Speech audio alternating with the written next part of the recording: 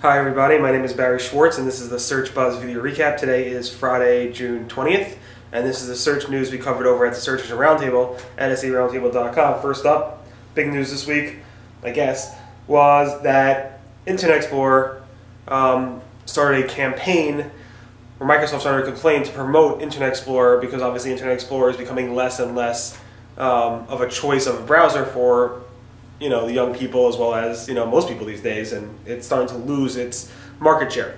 That being said, so Microsoft hired this company called Social Chorus, which generated a whole entire social media thing where they went out and outreach to bloggers to specifically write blog posts, social shares, and stuff like that, talking about how they love Internet Explorer as well as linking to the different brands related to Internet Explorer.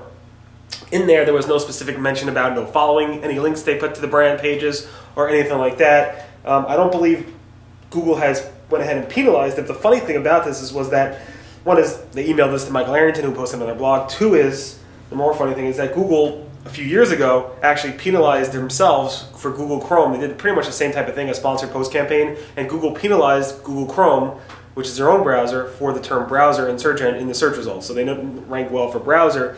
Internet Explorer doesn't seem to be having that problem, although they don't really rank on the first page for browser anyway. But I don't believe they did beforehand anyway. That was the big penalty news this week, although it doesn't seem like there was a penalty or anything like that. Also, Bing has talked about they're testing this new hardware operation for their search engine called Catapult. It's kind of like how you think about Google Caffeine in terms of making things faster, and Bing said this makes their search results at least 2 times faster, and it actually makes it more relevant and stuff like that.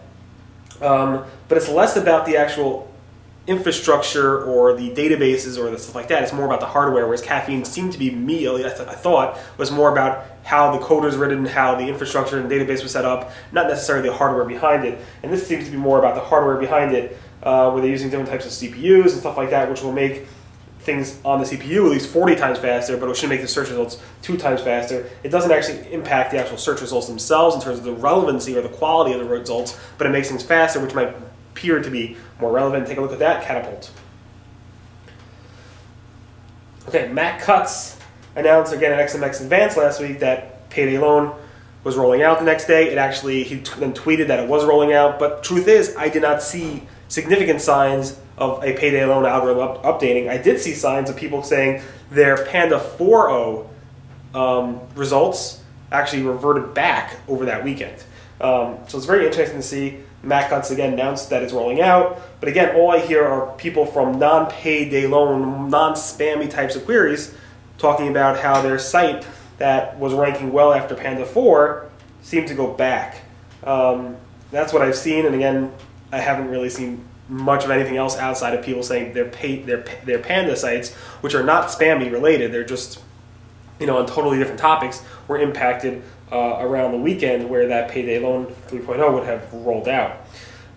Here's an example. Last week I showed you that Matt Cutts announced that they're having these new Google reconsideration requests where it actually gives more information about what you were hit with specifically. So I got actually a copy of one from John Edward Doyle, and let me just show you the relevant part.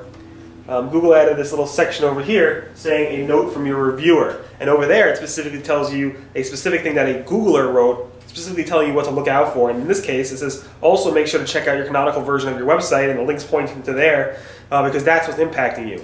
And that's a very good tip, because a lot of webmasters wouldn't even think to look at the canonical versions of their websites since they have a lot of different types of domains pointing to the same domain name. They might not go ahead and look at that. So that's a very important thing, and it's very useful. Now, if you missed it, the whole video is finally live in terms of the Matt Cutts and Danny Sullivan interview at XMX Advanced last week. They just posted it last night. You can check it out on the blog this morning at seroundtable.com. I have a picture of it, actually a video of it, and you can see an animated GIF, of course, of Matt and Danny throwing hummingbirds at people. And I also linked specifically to the different announcements where he talks about the Payday loan push on 2 minutes and 30 seconds in, the Metafilter story about 7 minutes in, and you'll see how I might have been confused that Matt Cutts and Matt from Metafilter were actually in communication. It was a bit confusing for me, and you can see why I was confused there. And 3, the reconsideration request rejection notice where he talked about that 9 minutes and 15 seconds, and I also post all the stories who talk about it. So definitely take a look at that video. It's about an hour long. It's definitely worth a watch because it's always good to hear Matt Cutts say something and his expressions while he's saying it. This is interesting. So I asked John Mueller in a Google Webmaster Hangout, do penalized sites that have Google algorithmic penalties or manual actions, have a slower crawl rate? Because the theory behind it, if your site's penalized or deemed low quality, why should Google waste their crawl efficiency or crawl on a site that actually has been penalized? It just makes sense. But John Mueller said no, typically not. Typically they will crawl penalized sites just as often, as fast as non-penalized sites. So if you want to take a look at that, I actually linked to this specific answer where he talks about that. Of course, in some cases where the site is completely spammy and not even indexed, I'm not going to go ahead and crawl it. But there are examples of where it's good to know, because if you are in a penalty per se, and you want to go ahead and get out of that penalty, and you will be double penalized because Google will crawl you slower, obviously. So that's not the case. At least John Mueller said that's not the case. There's a case over here, Webmaster World, where a Webmaster said he received a manual action, not over a direct link, but a 302, a temporary redirect link. And obviously that took interest in terms of the Webmaster community.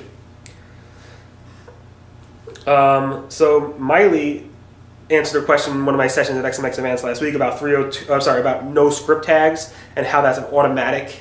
She said automatic, like not a penalty, but an automatic red flag of some sorts. And I tried to get more information about it. So I asked John Mueller in the video as well what she might have meant. And it wasn't necessarily an automatic penalty or automatic red flag, because Google's not going to go ahead and like manually check all the different no script tags out there. But John basically implied that if you want content to rank well, don't put that content in no script tag, because they're probably going to ignore it. He didn't say don't use it. He said if you need to use it for technical reasons, go ahead and do it, but don't put your most important content in no script tag, and so forth. Typically, people would spam that area. Google is working on some super secret href Flang feature. John Mueller went ahead and posted this on Google+. Does your website use rel alternate href Flang? We're working on something neat and would love to have a few more people try it out before we finalize it. If your site uses href Flang, you're willing to sign an NDA and give us some feedback, please drop me a private note here. So if you do use href Flang, is for basically for sites that have multiple language versions, and you actually just say this page references this other page in, let's say, French or Hebrew or some other language. So if you're doing that with your website and you want to try something out new, go ahead. You got to sign an NDA. I'm not going to go ahead and do that. If I had to guess, it's probably around reporting with Webmaster Tools or about a new tool within Webmaster Tools to help you with the href Flang capability. Yandex, the massive Russian search engine, has now went ahead and stripped out all search query data from the log files and refer data. So now they're going completely not provided. The interesting part with the Yandex is that the actual search results are not over HTTPS. They're just stripping out the search query parameter, which is interesting. Bing Ads has launched a new landscape tool support for ad groups. So they have this basically, it's like a bid estimator tool which actually shows you your estimated cost, clicks, impressions, and top impressions by single keyword and various price points, as well as simultaneous price points. That being said, they actually had it for the keyword level. Now they're actually adding it for the ad group level. It's not an international rollout yet. It will be in the future, but right now it's available in the US, so definitely take a look at that. Bing Ads Express is being discontinued on July 30th. They're actually going to go ahead and close it down because they said their customers want more granular control, and Bing Ad Express does not offer that. Google released a study announcing basically top of mind and brand awareness is a key in terms of search ads, and you can see here the uplift on average is about 6.6% points when you use search ads in terms of top of mind and brand awareness. And actually they break it out by segment and so forth. Of course, Google study. Google has updated their shopping feeds. Specifically, they're actually making it so you can actually add mobile landing page links to it. Merchant-defined custom bundles, so you want to bundle things together. Apparel attributes. Item availability is also simplified, and they also added a mandatory character limit feature as well. So definitely take a look at that, and they will be enforcing that on September 30th, I believe. This is funny. A webmaster was complaining that contacting Google is harder than storming the Pentagon with a water pistol. And John Mueller said, no, you don't need to bring a water pistol to contact us. You could use Google Webmaster Help Support. You could use the live hangouts and just join one of those and ask questions. Of course, I went ahead and put this animated GIF there because every post like this needs an animated GIF. And finally, Twitter has added anime GIFs, so definitely take a look at that. It's definitely a good way of getting your tweets clicked on more often. And the thing is, the anime GIFs are not really animated. You upload an anime GIF, it converts it to something like a video file, which is interesting. And I posted a anime GIF of what Matt Cutts' reaction would be, or was, to this announcement. Truth is, it wasn't. It was actually an older animated GIF I created based off a video where Matt Cutts was answering some type of novice or SEO question where he sighed on that question. Anyway, so now we have animated GIFs on Twitter. We have it on Google+, Facebook eventually.